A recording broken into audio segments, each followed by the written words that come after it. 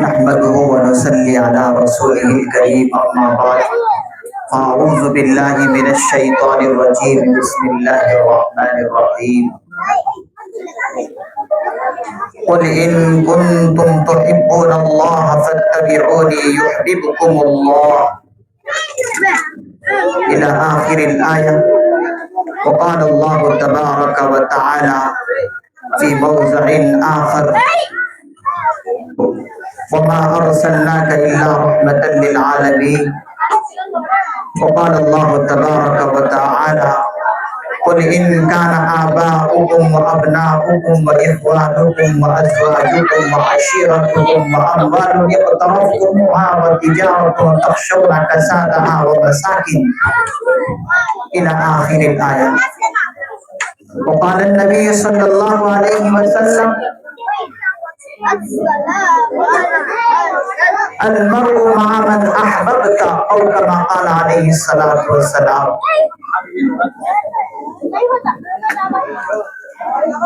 اللهم صل على سيدنا محمد وعلى آل سيدنا محمد وبارك وسلم.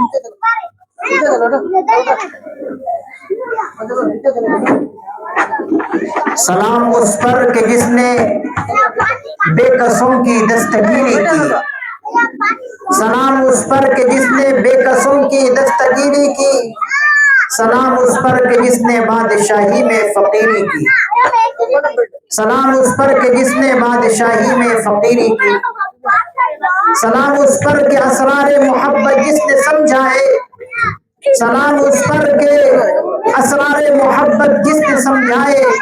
سلام اس پر کہ جس نے زخم کھا کر پھول برسائے. سلام اس پر کہ جس کے گھر میں چاندی تھی نہ سونا تھا. سلام اس پر کہ جس کے گھر میں چاندی تھی نہ سونا تھا. سلام اس پر کہ ٹوٹا بوریا جس کا بچھونا تھا. دو جہاں کی کامیابی گر تجھے درکار ہے. دو جہاں کی کامیابی گر تجھے درکار ہے. اس کا نام اس کا دامن تھام لے جس کا محمد صلی اللہ علیہ وسلم نام ہے. سارے حضرات ایک مرتبہ محبت کے ساتھ ادب کے ساتھ احترام اور عقیدت کے ساتھ درود پاک پڑھ لیں. اللهم صل على محمد النبي الأمي وعلى آله وسلم تسليما.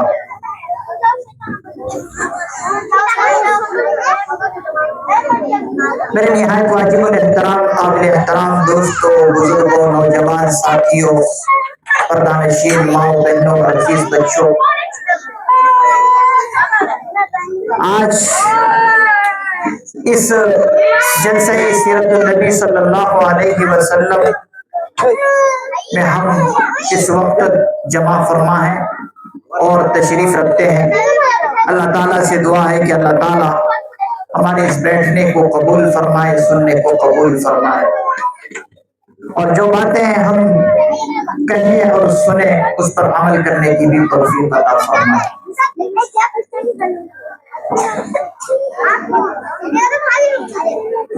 دیکھیے آقا نامدار تاجدار مدینہ احمد مجتبیٰ محمد مصطفیٰ صلی اللہ علیہ وسلم کی سیرت تو ایک اتھاہ سمندر ہے. آپ کی سیرت کو بیان کرنا ایسا ہے جیسے کہ سمندر سے سوئی کا کونا لگا کر باہر نکالنا ہے.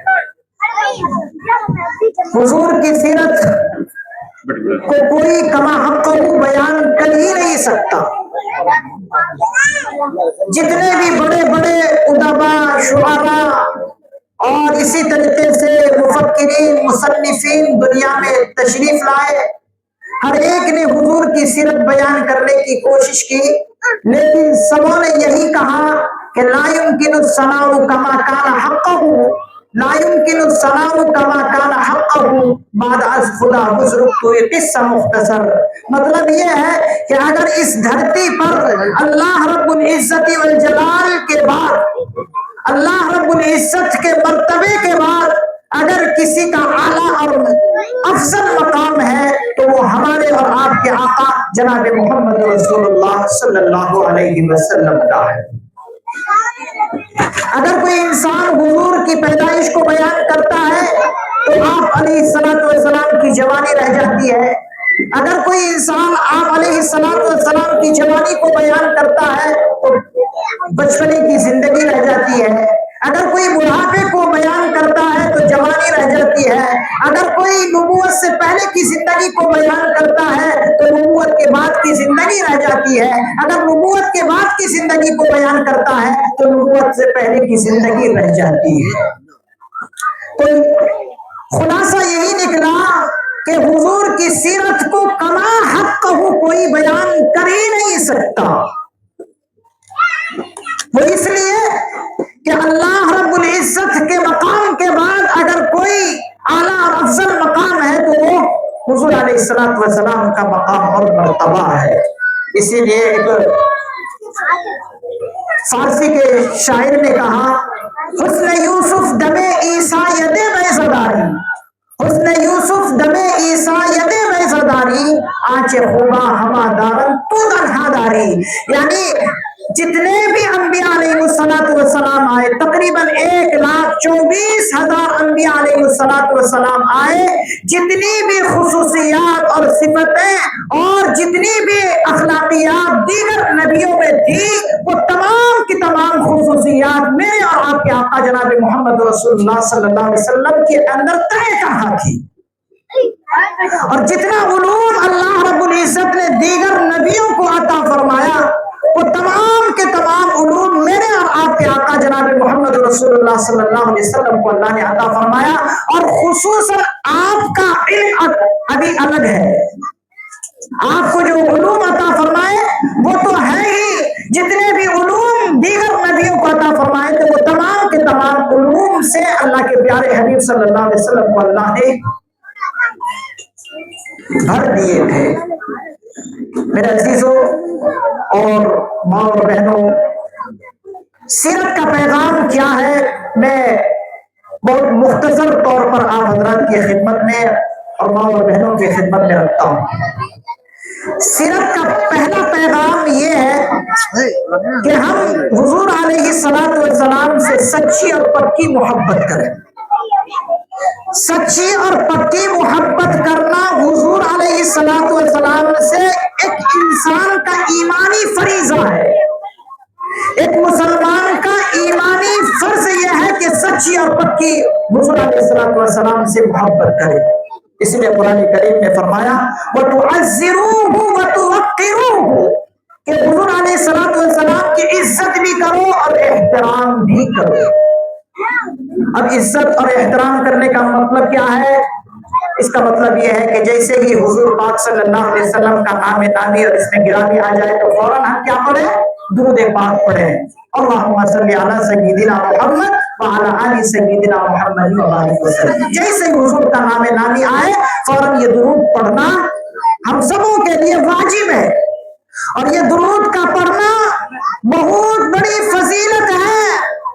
حدیث پاک میں آتا ہے کہ کل قیامت کے دن سارے کے سارے انسان پریشان ہوں گے، بہت جو ہے پریشان ہوں گے، کوئی پسینے میں ڈوبے ہوں گے، کوئی پسینے میں اتنے ڈوبے ہوں گے کہ گھٹنوں تک پسینہ ہے، اور کہیں اتنے ڈوبے ہوں گے کہ سروں تک پسینے میں ڈوبے ہوں گے۔ تو حضور علیہ السلام نے فرمایا وہ میرا امتی کل قیامت کے دن اللہ کے سائے میں ہوں گے جو میرے اوپر درود پاک پڑھیں گے۔ تو ہم سبوں کو کل قیامت کے دن اللہ کا سایہ ضرور چاہیے، تو ہمیں جو ہے درود پاک کا کثرت سے جو ہے ورد رکھنا ہوگا، وظیفہ بنانا ہوگا۔ اسی طریقے سے حضور علیہ السلام کی جن چیزوں سے نسبت ہے ان تمام چیزوں کا احترام اور عزت کرنا بھی ہم پر لازم اور ضروری ہے۔ یہ دوسرا تقاضا ہے۔ جن چیزوں سے حضور کی نسبت ہے ان چیزوں کا احترام ملحوظ رکھنا، ان چیزوں کا ادب اور عظمت کا خیال رکھنا ہم لوگوں پر لازم اور ضروری ہے۔ اسی لیے محدث نظام فرماتے ہیں الزام جمیع اسبابہ، الزام جمیع اسبابہ، اور اکرام مشاہدہ وممکنتہ من مکہ و مدینہ، کہ حضور علیہ السلام کی نسبت مکہ اور مدینہ سے ہے، مکہ المکرمہ سے ہے، بیت اللہ شریف سے ہے، اور اسی طریقے سے مدینہ الرسول سے ہے، اور مدینہ منورہ سے ہے، مسجد نبوی سے حضور علیہ السلام کی نسبت ہے۔ تو ان چیزوں کا بھی ہمیں ادب ملحوظ رکھنا لازم اور ضروری ہے۔ بہت دھیان سے سننے کی باتیں ہیں، یہ پیغام ہے سیرت پاک صلی اللہ علیہ وسلم کا۔ جیسے حضور کی ذات کا ہمیں احترام رکھنا ضروری ہے، اسی طریقے سے حضور کو جن چیزوں سے نسبت ہے ان چیزوں کا ادب بھی رکھنا ضروری ہے، جیسے مکہ اور مدینہ۔ یہاں پر ایک پوائنٹ کی بات یہ میں بتا رہا ہوں، ابھی ہمارے ساتھیوں نے مسجد نبوی کی تصویر سامنے لگا کر رکھی ہے۔ یہ مسجد نبوی کی تصویر سامنے لگانا یہ ایک بے ادبی ہے۔ کیوں؟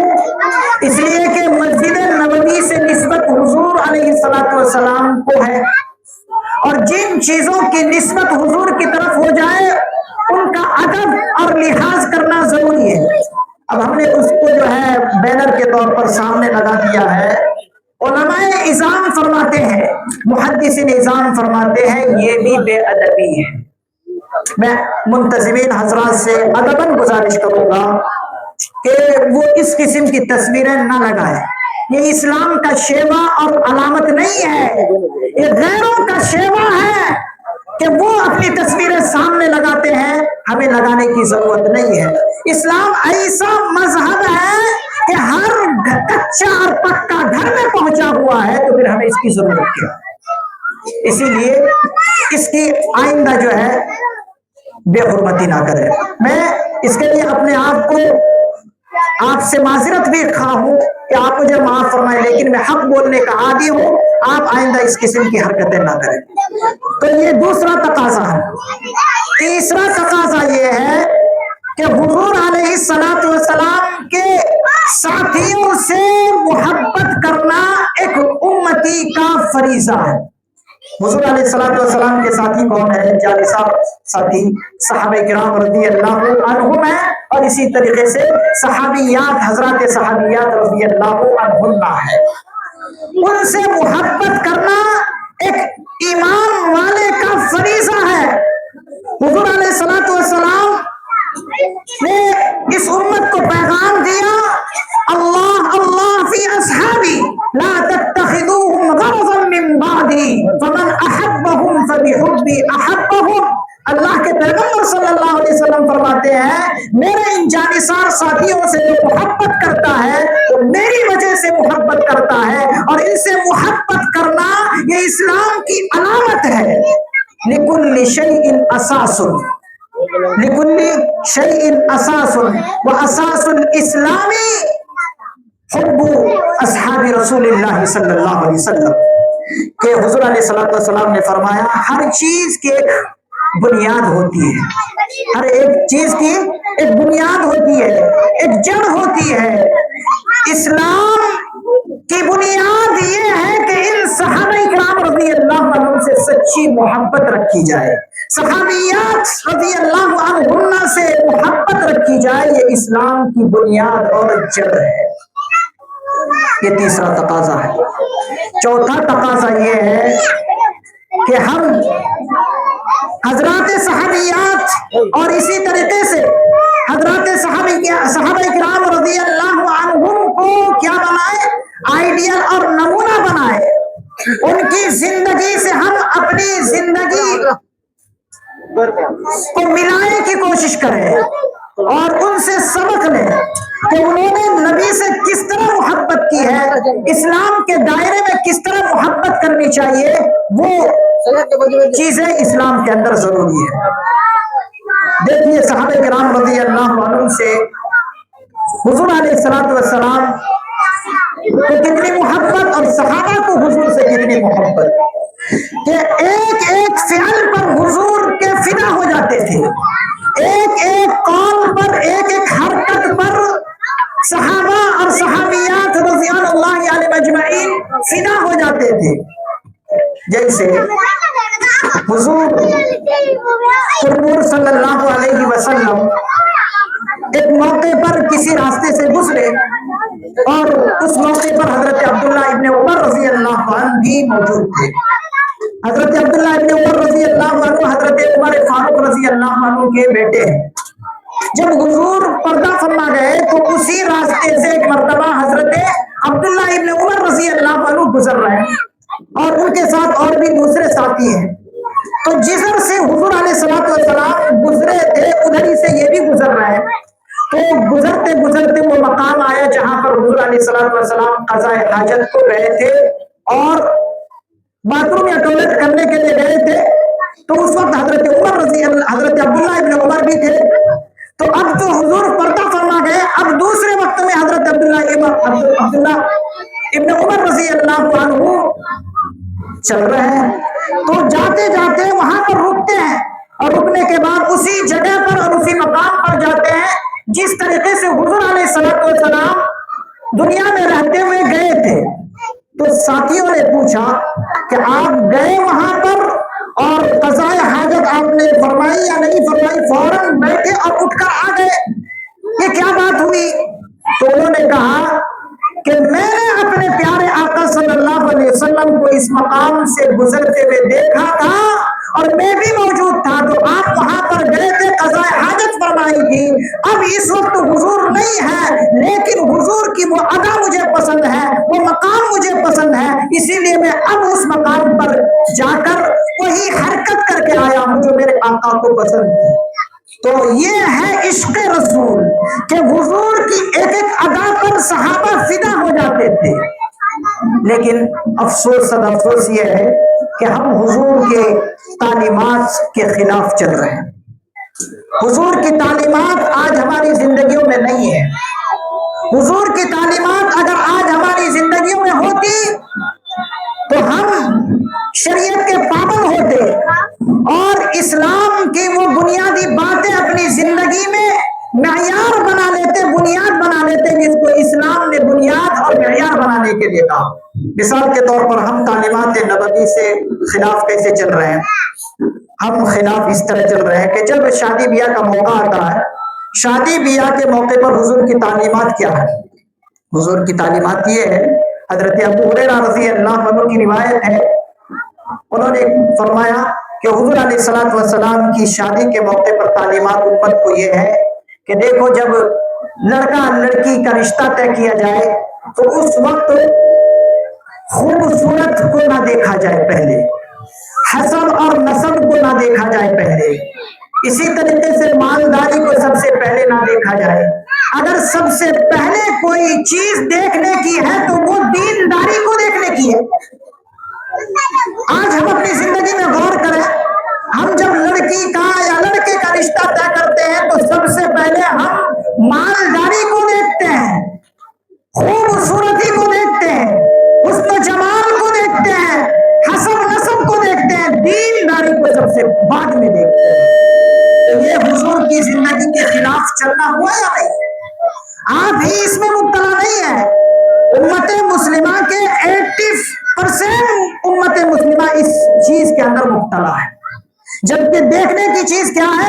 دیکھنے کی چیز سب سے پہلی یہ ہے کہ دینداری کو آپ دیکھیں، اور اس کے ہمارے پاس مثال ہے کہ صحابہ نے سب سے پہلے دینداری کو ترجیح دی، بعد میں یہ چیزیں دیکھی گئی۔ وہ مشہور واقعہ حضرت عمر رضی اللہ عنہ کا کہ انہوں نے اپنی بہو کو چنا تو کس چیز کو چن کر بہو بنایا؟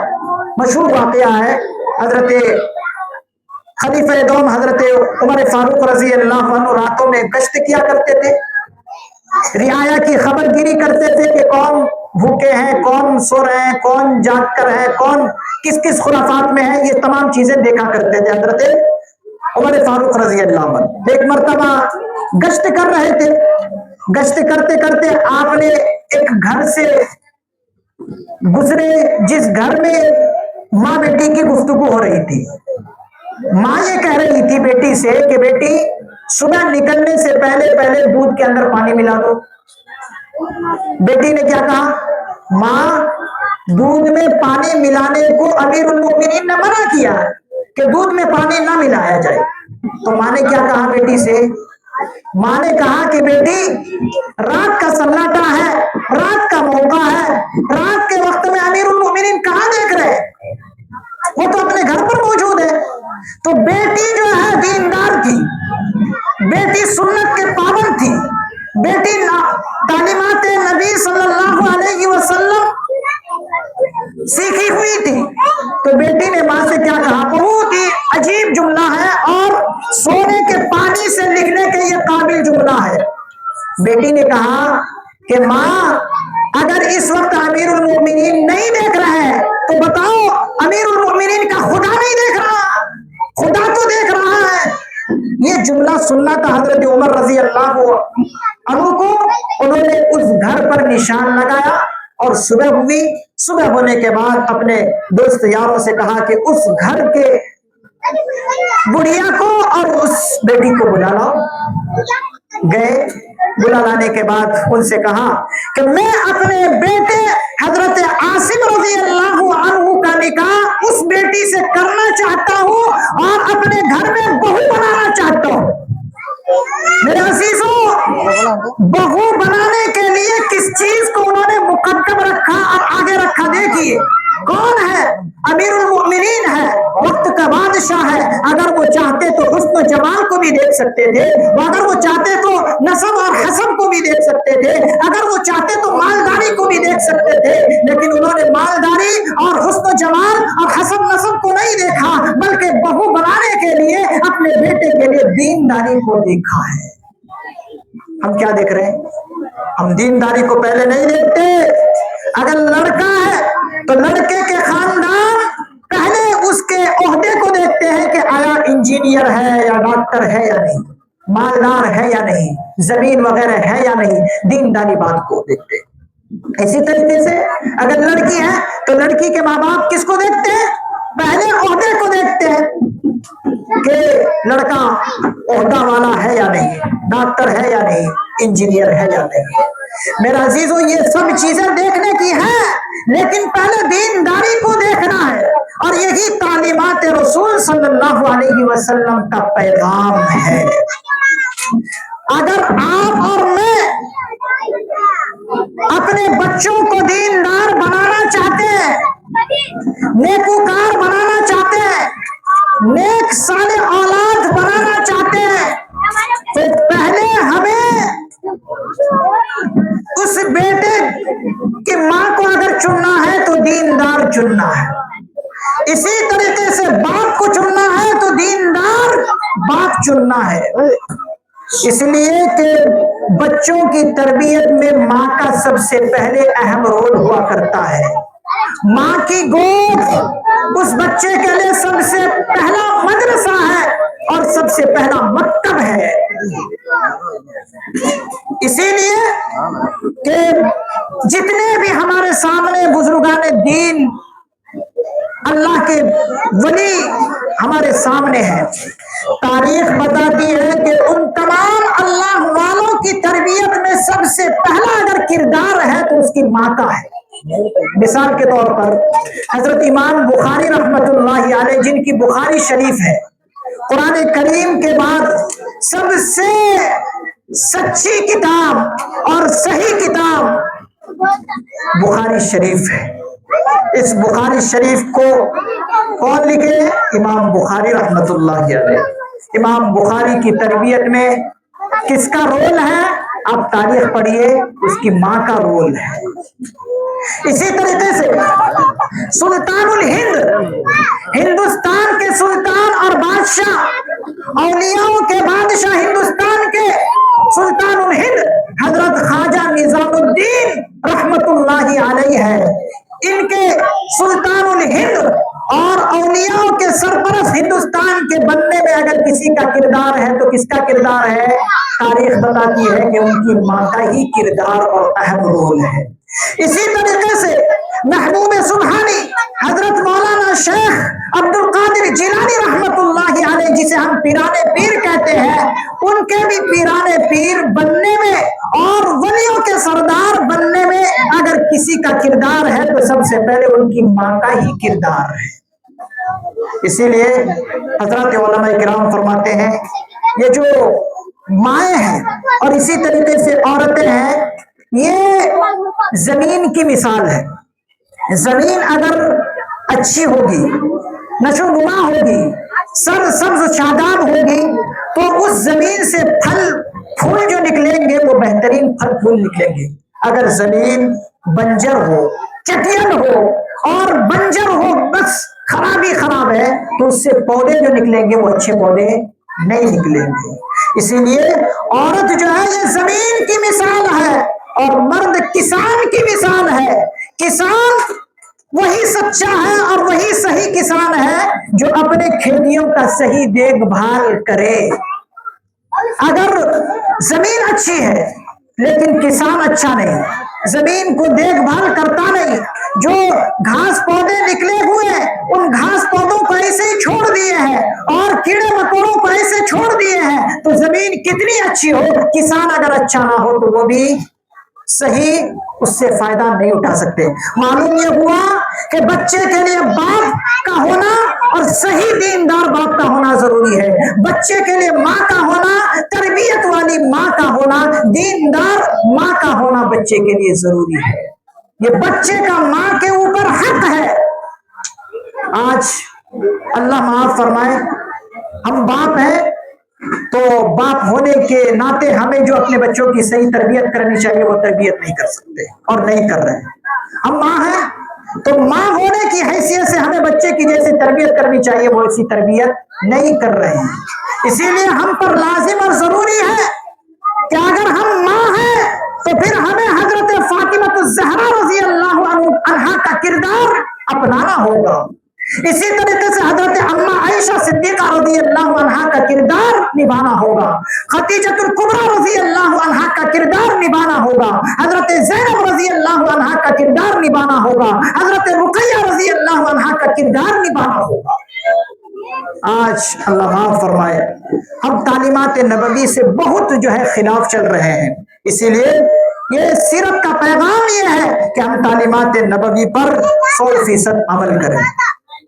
اسی طریقے سے ایک اور تقاضا حضور کے سچے شیدائی اور سچے عاشق ہونے کا یہ ہے کہ ہم حضور پر کثرت کے ساتھ درود پاک پڑھیں، کثرت کے ساتھ درود پاک پڑھیں۔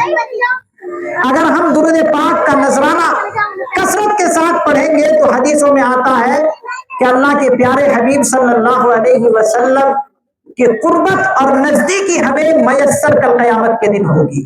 ہم جتنی کثرت سے حضور پر درود پاک پڑھیں گے اتنے ہی ہم حضور کے قریب اور نزدیک بنیں گے۔ آج ہم اتنے کنجوس ہیں، بخیل ہیں کہ حضور کا نام نامی اور اس میں گرامی آتا ہے، ہم درود پڑھنے کے لیے تیار نہیں، ہم ہونٹوں کے ہلانے کے لیے تیار نہیں، جبکہ حضور کا نام اتنا میٹھا نام ہے کہ حضور ابھی دنیا میں آئے نہیں، دنیا میں آنے سے پہلے ہی حضور کا تذکرہ کتابوں میں کرتے چلے آئے۔ بھئی دنیا میں انسان آتا ہے تب اس کا تذکرہ چلتا ہے، لیکن ہمارے آقا حضور پر نور صلی اللہ علیہ وسلم ایسے ہمیں ملے ہیں کہ حضور دنیا میں آئے نہیں، حضور کا چرچا پہلے ہی ہو رہا ہے۔ آپ کتابیں پڑھیے، تاریخ پڑھیے، زبور نامی کتاب آسمانی کتاب ہے، اس میں حضور کا تذکرہ ملتا ہے۔ تورات نامی کتاب آسمانی ہے، قرآن کریم سے پہلے نازل ہونے والی کتاب ہے، تو تورات میں بھی حضور کا تذکرہ ملتا ہے۔ سیماہم فی وجوہہم من اثر السجود ذالک مثلہم فی التوراۃ ومثلہم فی الانجیل۔ تورات میں بھی حضور کا تذکرہ پہلے ہو چکا ہے، زبور میں بھی حضور کا تذکرہ ملتا ہے، اسی طریقے سے انجیل میں بھی حضور کا تذکرہ پہلے ملتا ہے، اور قرآن کریم کے تو ہر صفحے پر اور ہر صفحے کے ہر لائن پر حضور کا تذکرہ ملتا ہے۔ کتنے اللہ کے پیارے وہ حبیب ہیں کہ اللہ نے اپنا لقب رحمت للعالمین نہیں رب العالمین رکھا اور حضور کا العالمین رکھا۔ اللہ پورے جہان کے رب ہے اور اللہ کے پیارے حبیب ساری دنیا کے لیے رحمت ہے۔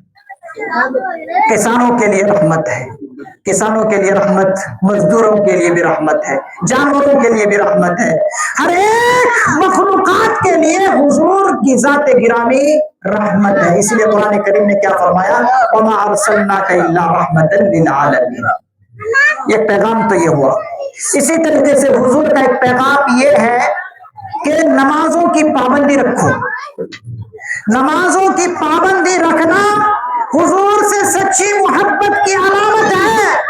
وہ اس لیے کہ جب حضور علیہ السلام دنیا سے پردہ فرما رہے تھے تو ہم اور آپ دیکھتے ہیں کہ جب کوئی انسان دنیا سے جاتا ہے تو جو اہم چیز ہے اس چیزوں کے بارے میں وصیت لکھتا ہے کہ مجھے یہ وصیت کرنی ہے، فلاں بیٹے کے لیے یہ زمین ہے، فلاں بیٹے کے لیے یہ ہے، فلاں بیٹے کے لیے یہ ہے۔ تو اہمیت والی چیز کی وصیت آخری وقت میں کی جاتی ہے۔ حضور علیہ السلام کی ذات گرامی کو دیکھیے، حضور جب دنیا سے جا رہے ہیں تو آخری وصیت کیا کر رہے ہیں؟ امپورٹنٹ اور خصوصی چیز جس چیز کی ہے وہ یہی ہے کہ نماز حضور کو پیاری ہے۔ حضور نے کیا فرمایا تھا آخری وقت میں؟ الصلاۃ الصلاۃ وما ملکت ایمانکم، کہ دیکھو میری امت کے لوگوں، نماز کی پابندی رکھنا اور اپنے ماتحت میں جو لوگ ہیں ان کا خیال رکھنا۔ معلوم یہ ہوا کہ نماز میرے نبی کی آنکھوں کی ٹھنڈک ہے۔ قرۃ عینی فی الصلاۃ، یہ حدیث ہے۔ حضور نے فرمایا اگر کوئی امتی میری آنکھوں کو ٹھنڈک پہنچانا چاہے تو وہ نماز کی پابندی کرے اور میری آنکھوں کی ٹھنڈک کو پہنچائے۔ آج ہم نماز سے غافل ہیں۔ اگر ہم نماز نہیں پڑھیں گے تو ہم دنیا میں کہیں سے بھی کہیں پہنچ جائے، چاہے ہم کاروبار کے لائن سے بہت دور تک پہنچ جائے اور ہمارا نام روشن ہو جائے کاروباری اعتبار سے یا زمینی اعتبار سے ہم کہیں تک پہنچ جائے اور ہمارا چرچا ہو جائے، لیکن اگر ہماری زندگی میں نماز نہیں ہے تو ہمیں کامیابی نہیں ملے گی۔ اس لیے کہ آخرت میں سب سے پہلی جس چیز کا حساب ہونا ہے وہ نماز کا حساب ہونا ہے۔ اسی لیے نماز کی پابندی رکھیے۔ اسی لیے ایک شاعر نے کہا کہ جو نماز نہیں پڑھتا وہ اللہ کے غضب کے مستحق ہے، وہ اللہ کے قہر کے مستحق ہے، وہ اللہ کے عذاب کے مستحق ہے۔ ایک شاعر نے کہا یہ کہا عبادت نبی کے سبھی پہ لازم ہے اس جہاں میں، عبادت نبی کی سبھی پہ لازم ہے اس جہاں میں، نہ مانا جس نے یہ حکم محکم، یعنی جو شخص اس حکم کو، جو کہ ایک مضبوط حکم ہے نماز کی پابندی کرنا، عبادتوں کا خیال رکھنا، ایک مضبوط دلیل ہے اور مضبوط حکم ہے اللہ کا، اگر یہ نہ مانے تو نہ مانا جس نے یہ حکم محکم، وہ بندہ حق کے عتاب میں ہے، عتاب یعنی اللہ کے عذاب اور اللہ کے قہر کے وہ شخص مستحق ہے۔ اللہم احفظنا، اللہ ہماری حفاظت فرمائے۔ اللہ جب غضب میں آتے ہیں، اللہ جب غصے میں آتے ہیں تو کسی کو چھوڑتے نہیں ہے۔ فرعون کتنا بڑا بادشاہ تھا دنیا کا، اس کو اللہ نے غرق کر کے رکھا۔ قارون کتنا بڑا بادشاہ تھا، مالداری کے اعتبار سے اللہ نے اس کو زمین میں دھسا دیا۔ اسی طریقے سے حامان اور شداد، یہ بڑے بڑے لوگ دنیا کے رہے ہیں ناموں کے اعتبار سے، لیکن اللہ نے ان کو تہس نہس کر کے رکھ دیا۔ تو اللہ کے غضب سے ہر وقت بچنے کی ضرورت ہے۔ اور یہ نماز ایک بہت نرالی حضور کی سوغات ہے جو معراج پر جا کر حضور نے اپنی امت کے لیے لے کر آئے ہیں۔ یہ بہت ہی اہم سوغات ہے اس امت کے لیے۔ اسی لیے ایک شاعر نے اس کو ایک شعر میں اس طرح کہا ہے،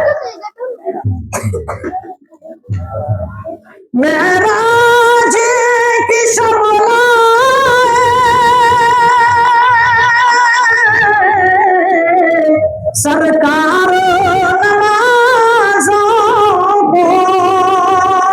ध्यान से सुने, बहुत ही बेहतरीन कलाम है इस शेर का। मेराज की शबनाए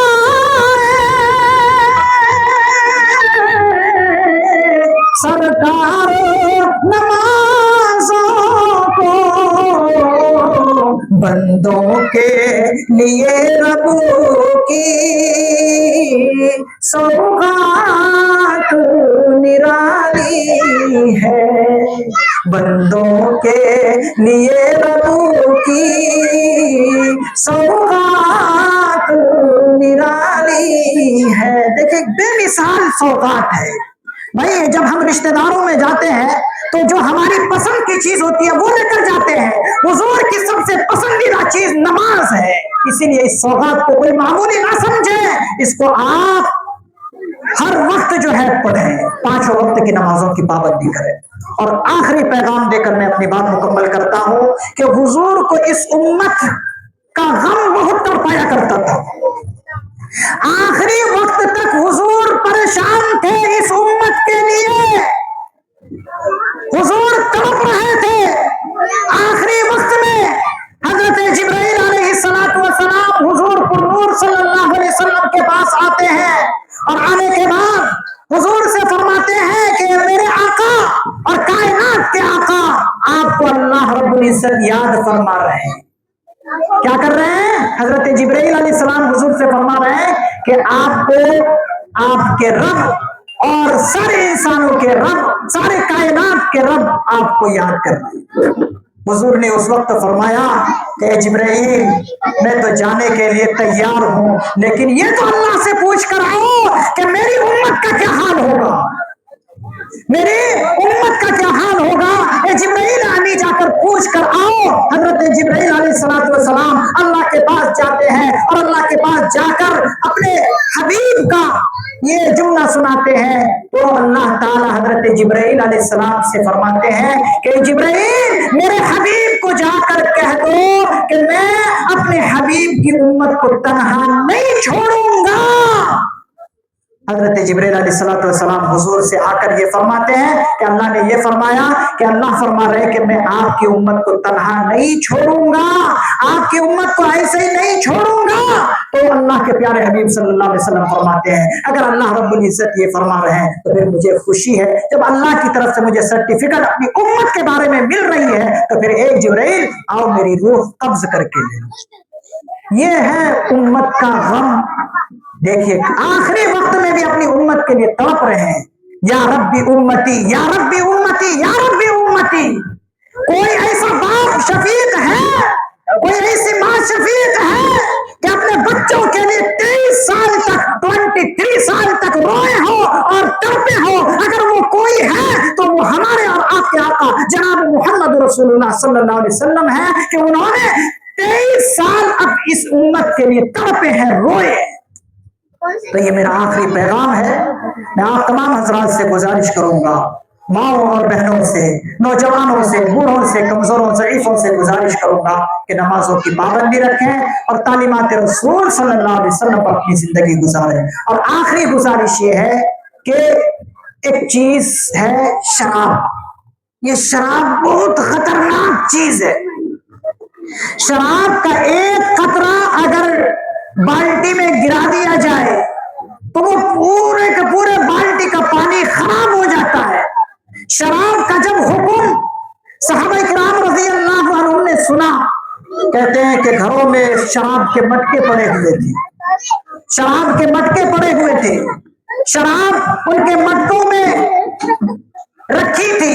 जैसे ही ये हुक्म आया, या अय्युहल्लज़ीना आमनू इन्नमल खम्रु वल मैसिर वल अज़लाम इला आखिर आया, के लोगों, ए ईमान वालों, आज से तुम पर शराब को हराम कर दिया गया है।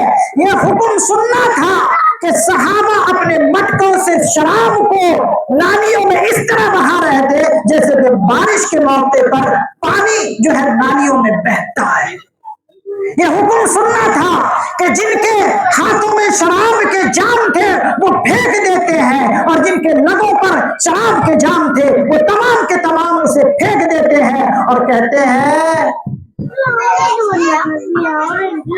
ليس بدواء ولكنه داء کہ اب ایک شخص نے کہا تھا جو ابھی ایمان نہیں لایا تھا، تو انہوں نے کہا کہ اس طرح آپ لوگ کیوں بہا رہے ہیں شراب کو؟ ابھی تو آپ کی یہ عادت چھٹنے والی نہیں، اس لیے کہ آپ زمانے سے شراب پیتے آ رہے ہیں۔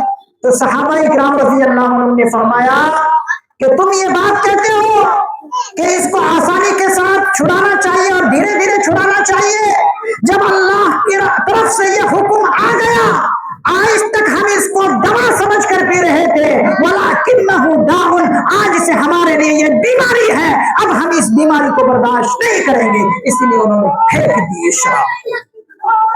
آج نوجوانوں کے لیے یہ عبرت کا مقام ہے کہ ہم شراب کے عادی ہوتے جا رہے ہیں، منشیات کے عادی ہوتے جا رہے ہیں، گانجے کے عادی ہوتے جا رہے ہیں۔ ہمیں ڈوب کر مر جانا چاہیے کہ ہم اللہ کے پیارے حبیب صلی اللہ علیہ وسلم کے حکموں سے خلاف کریں۔ اللہ تعالیٰ سے دعا ہے کہ اللہ تعالیٰ مجھے بھی اور آپ حضرات کو بھی ان تمام باتوں پر عمل کرنے کی توفیق نصیب فرمائے۔ آخر دعوانا الحمدللہ۔ بہت بہت شکریہ، جزاکم اللہ خیر و احسن الجزاء۔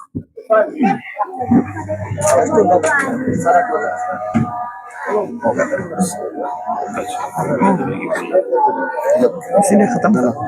السلام علیکم۔ بیٹھے بیٹھے بیٹھے بیٹھے۔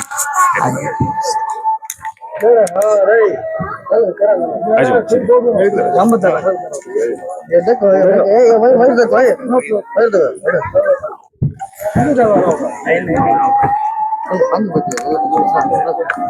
دیکھو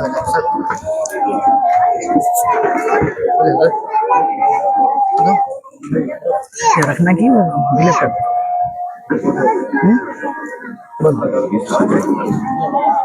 آپ کا لگا لو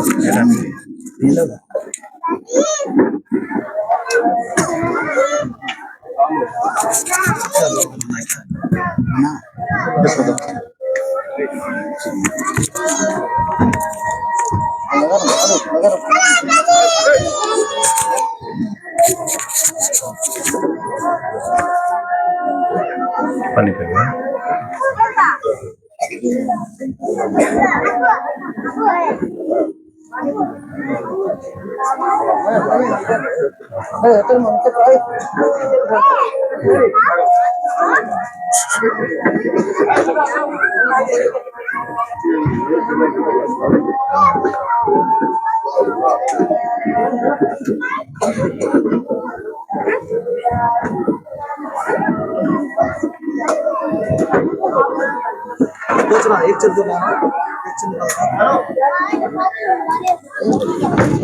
یہ اسپیکر آن رہا، وہ باہر کا نہ، وہ بند کرو، رستے کا بند کرو، نماز کا ٹائم ہوتا وہ بند کرو،